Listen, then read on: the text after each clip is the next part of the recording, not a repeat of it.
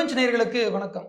பாஜக இந்தியாவுல ஒரு மாநிலத்தில வெற்றி பெற்றுட்டு, இப்ப 2 மாநில முதலமைச்சர்களை தேர்ந்தெடுக்க வேண்டிய கட்டாயத்தில, நிர்பந்தத்தில இருக்கிறாங்க அப்படின்னு தான் சொல்லணும். அதே நேரத்தில இந்தியாவின் தலைநகரமான டெல்லியில சட்டப்பேரவை தேர்தல்ல வெற்றி பெற்று, அதை கைப்பற்றி விட்டோம் அப்படிங்கிற கொண்டாட்ட களிப்பு முழுமையாக தீர்வதற்கு முன்பே, வடகிழக்கு மாநிலங்கள்ல ஒன்றான பாஜகவிற்கு தலைவலியான மாநிலமான மணிப்பூர்ல அவங்க ஒரு பிரச்சனைய எதிர்கொண்டிருக்கிறாங்க. கடந்த 2017ஆம் ஆண்டுல இருந்து மணிப்பூர்ல பாஜகவினுடைய ஆட்சி நடைபெற்று வருது. அங்க இருக்கக்கூடிய மாநில முதலமைச்சர் பிரேன் சிங் அவர்கள் நேற்றைக்கு பிப்ரவரி 9 அன்று மணிப்பூர் மாநிலத்தினுடைய ஆளுநர் அஜய்குமார் பல்லா அவர்களை சந்தித்து தன்னுடைய பதவி விலகல் கடிதத்தை வழங்கியிருக்கிறார். பதவி விலகல் கடிதத்தை வழங்கும்போது அவரோட நாகா முன்னணி மற்றும் பாஜகவுடைய 14 எம்எல்ஏக்கள் இருந்ததாகவும் குறிப்பிடப்படுது. அத்தோட இந்த பதவி விலகல் கடிதத்தை அவர் ஆளுநர்கிட்ட வழங்குறதுக்கு முன்பு அவர் டெல்லிக்கு சென்று மத்திய அமைச்சர் அமித்ஷா அவர்களையும் பாஜகவுடைய தேசிய தலைவர் ஜே.பி. நட்டா அவர்களையும் தீவிரமாக கலந்து ஆலோசித்த பின்னர் தான் இந்த பதவி விலகல் முடிவு எடுக்கப்பட்டதாகவும் சொல்லப்படுது. இந்த பதவி விலகல் முடிவுல என்ன நடந்திருக்குது, ஏன் அவர் திடீர்னு பதவி விலகிறார் அப்படிங்கிறத பத்தி தான் இந்த காணொலியில பார்க்கிறோம். வாங்க பார்க்கலாம். மணிப்பூர் மாநிலத்துல ஒரு பிரபலமான கால்பந்து வீரராகவும் அதோட ஒரு இதழியலாளராகவும் அதற்கு பிறகு காங்கிரசினுடைய அரசியல்வாதியாகவும் அறியப்பட்டவர் தான் பிரேன் சிங் அவர்கள். பிரேன் சிங் 2002ல காங்கிரஸ்ல இணைந்து அதற்கு பிறகு ஓக்ராம் இபோபி அப்படிங்கிற மணிப்பூர் மாநிலத்துடைய காங்கிரஸ் முதலமைச்சரான அவருடைய அரசாங்கத்துல நீண்ட நாட்கள் அமைச்சராக பதவி வகித்தவர் தான் பிரேன் சிங். 2016ஆம் ஆண்டு வரைக்கும் காங்கிரஸ்ல இருந்த அவர் 2016ல பாஜகவில் இணைகிறாரு. அதற்கு முன்பு 2016 வரைக்கும் ஓக்ராம் இபோபி அப்படிங்கிற மணிப்பூர் மாநில காங்கிரசுடைய முதல்வரோட மிகவும் நெருக்கமாக இருந்த நபர். அதே நேரத்தில் ஓக்ராம் இபோபியோடைய எல்லா நகர்வுகளையும் எல்லா அரசியலையும் தெரிந்த நபர். அவருடைய தவறுகளை அல்லது அவரை எதிர்த்த ஒரு நபர் அப்படின்னு சொல்லப்படுறவர் இந்த பிரேன் சிங் தான். இந்த பிரேன் சிங் அதற்கு பிறகு அசாம் மற்றும் அருணாச்சல பிரதேசத்துல ஆட்சி அமைத்த பிறகு பாஜக அடுத்து இந்த மணிப்பூர்ல ஆட்சி அமைப்பதற்காக இந்த பிரேன் சிங்கை தான் தன்னுடைய கட்சியில் இணைத்தாங்க. அதன் அடிப்படையில் ஓக்ராம் இபோபியுடைய எல்லா பலவீனங்களையும் அறிந்த நபரான இந்த பிரேன் சிங்கை வைத்து மணிப்பூர் மாநிலத்துல வெற்றியும் பெற்றாங்க. 2017 நடந்த அந்த சட்டமன்ற தேர்தலில் 21 இடங்கள்ல தான் அவங்க வெற்றி பெற்றாங்க. இருந்தாலும் கூட அந்த 21 இடங்கள் குறைவு அப்படின்னாலும் கூட பாஜக மற்ற அவர்களை ஓக்ராம் இபோபி காங்கிரஸ் போன்ற பல அரசியல்வாதிகளையும் பல முக்கிய கட்சிகளையும் பின்னுக்கு தள்ளி பாஜக மணிப்பூர்ல ஆட்சியை பிடிச்சாங்க. அதுல பிரேன் சிங் முதலமைச்சராகவும் ஆனார். ஆனால் அதற்கு பிறகு கடந்த 2023ஆம் ஆண்டு மே மாதத்துல மேத்தி மற்றும் குக்கி அப்படிங்கிற 2 சமூகத்துக்கும் பழங்குடி மக்களுக்கும் இடையில ஒரு பிரச்சனை நடக்குது. இந்த பிரச்சனை ஒரு பெரிய இன மோதலாக வெடித்து அந்த இன மோதல்ல பலர் நிர்வாணப்படுத்தப்படுதலும் பலருடைய இருப்பிடங்கள் முற்றுகைக்குள்ளாவதும் தாக்குதலுக்குள்ளாவதும் தீ வைத்து எரிக்கப்படுவதும் ஒரு சமூகத்தை இன்னொரு சமூகம் போய் தாக்குவதும் அதற்கு பிறகு ஆயுதம் தாங்கிய மோதல்கள் சண்டைகள் அதுபோக பின்னாட்களில் பாதுகாப்பு படையினர் ட்ரோன் வச்சு தாக்கினாங்க அப்படிங்கிற பிரச்சனை இப்படி பல சிக்கல்கள் கடந்த 2 ஆண்டுகளுக்கு மேலாக மணிப்பூரில் நடந்துகிட்டு தான் இருக்குது. கடந்த 2014 இருந்து 19 வரையிலான மோடியினுடைய ஆட்சியில ஒரு முறை நம்பிக்கையில்லா தீர்மானத்தை தெலுங்கு தேசம் பார்ட்டி கொண்டு வந்தாங்க.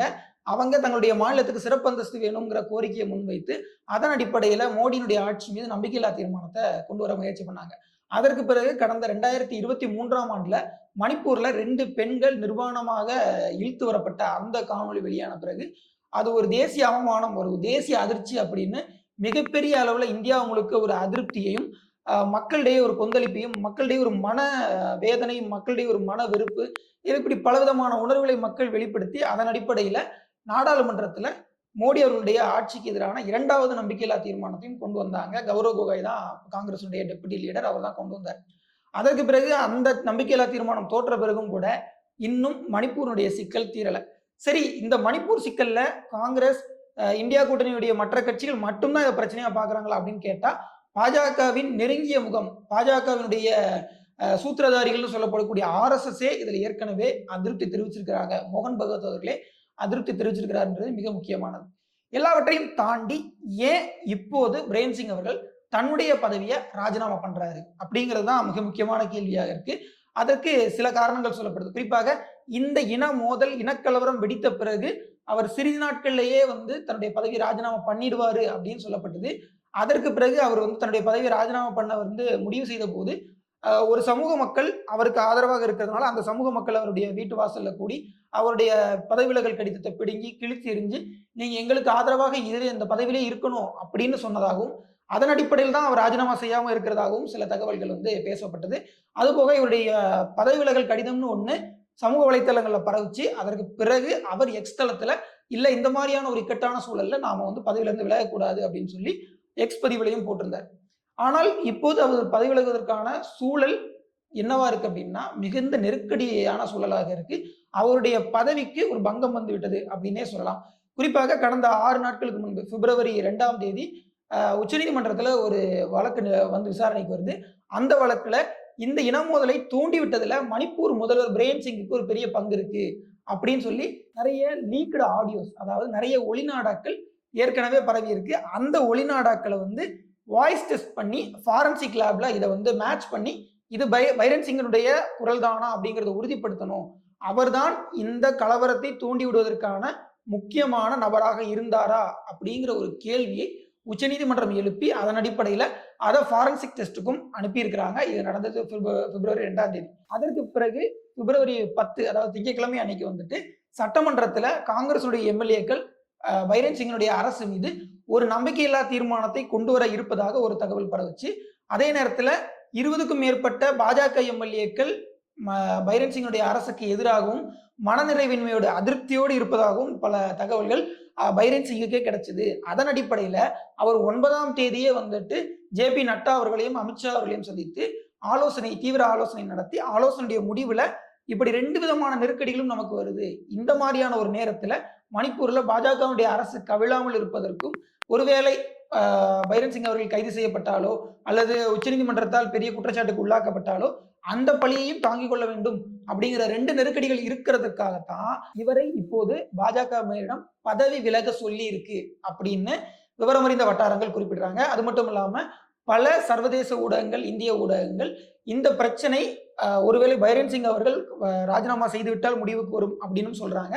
அதுபோக மாநில ஆயுத கிடங்கை மக்கள் கொள்ளையடித்து அந்த ஆயுத கிடங்குல இருந்த ஆயுதங்களை கைப்பற்றி அந்த ஆயுதங்களை வைத்து திருப்பி ஆயுதப்படையினரையும் அங்க இருக்கக்கூடிய பிற மக்களையும் தாக்குனாங்க அப்படிங்கிற ஒரு குற்றச்சாட்டு நீண்ட நாட்களாகவே இருந்து ஸ்டேட் ஆர்மரில இருந்து லூட்டட் வெப்பன்ஸ் பறிபோயிருக்கு அப்படிங்கிறது மிகப்பெரிய பிரச்சனையாகவே ஒரு நேரத்தில் இருந்துச்சு. இந்த செய்திகள் உண்மைதான் தோன்ற அளவுக்கு பல செய்திகள் ஏற்கனவே நம்மை வந்தடைந்திருக்கு. கடந்த 2024 செப்டம்பர் மாதத்துடைய தொடக்கத்துல மணிப்பூர்ல ட்ரோன் தாக்குதல் நடைபெறுது.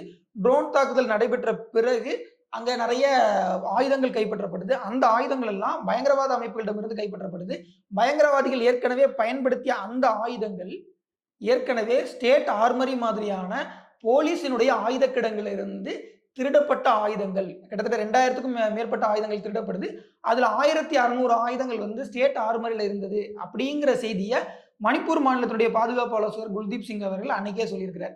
இந்த மாதிரி நிறைய திருடப்பட்ட ஆயுதங்கள், மற்றொரு பக்கம் மிக மிக அட்வான்ஸ்டு வெப்பன்ஸ், அதாவது மிக முன்னேறிய மிகவும் பிரத்யேகமான ஆயுதங்கள் வந்து வெளியிடங்கள்ல இருந்து இறக்குமதி செய்யப்பட்டிருக்கு. அதுக்கு மணிப்பூரினுடைய உயர் அதிகாரிகள் துணை போகாம அப்படி அந்த ஆயுதங்களை வந்து வாங்கி இருக்கவோ இறக்குமதி செய்திருக்கவோ முடியாது அப்படின்னும் அந்த பாதுகாப்பு ஆலோசகர்கள் குறிப்பிடுறாங்க. அப்போ மணிப்பூர்ல இருக்கக்கூடிய பல பிரச்சனைகளுக்கும் தீர்வாக இந்த முதலமைச்சருடைய பதவி விலகல் ஆகுமா ஆகாதா அப்படிங்கிறத நாம பொறுத்திருந்து தான் பார்க்கணும். அதே நேரத்துல டெல்லியில முதலமைச்சர் யாரு அப்படிங்கிற தேர்வை பாஜக யோசித்து கொண்டிருக்கக்கூடிய அதே வேளையில் தங்களுடைய வெற்றி களிப்பு, வெற்றி கொண்டாட்டம் முடிவதற்கு முன்பாகவே மணிப்பூர் வந்து அவங்களுக்கு ஒரு பெரிய தலைவலியாக அமைஞ்சிருச்சு. அதனால 2 மாநில முதலமைச்சர்களை தேர்ந்தெடுக்க வேண்டிய ஒரு மிகப்பெரிய பொறுப்பும் கடமையும் அல்லது ஒரு இக்கட்டான சூழலும் பாஜகவுக்கு ஏற்பட்டிருக்கு அப்படிங்கிறது தான் இன்றைய சூழலாக இருக்குது. பார்க்கலாம் மணிப்பூர்ல தொடர்ந்து என்ன நடக்குது அப்படிங்கிறத. இன்னொரு காணொலியில் சந்திப்போம். நன்றி, வணக்கம்.